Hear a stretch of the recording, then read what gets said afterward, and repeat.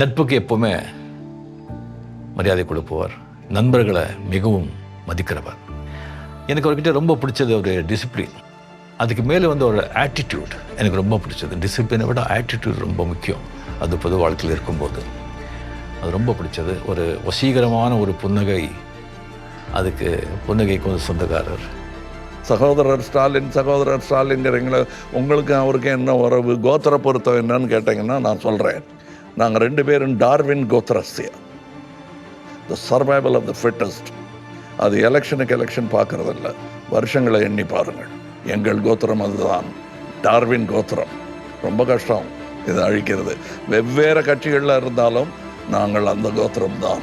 We will survive and we will continue.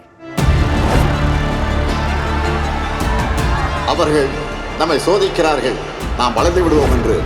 அவர்கள் நம்மை அழுத்துகிறார்கள், நாம் உடைந்து விடுவோம் என்று.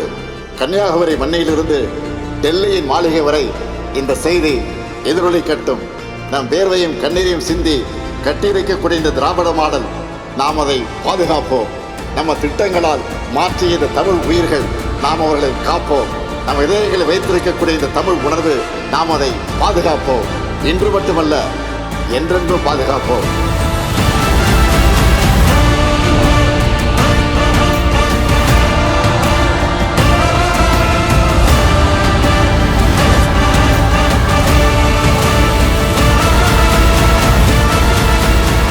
ஸ்டாலின் தொடரட்டும், தமிழ்நாடு வெல்லட்டும்.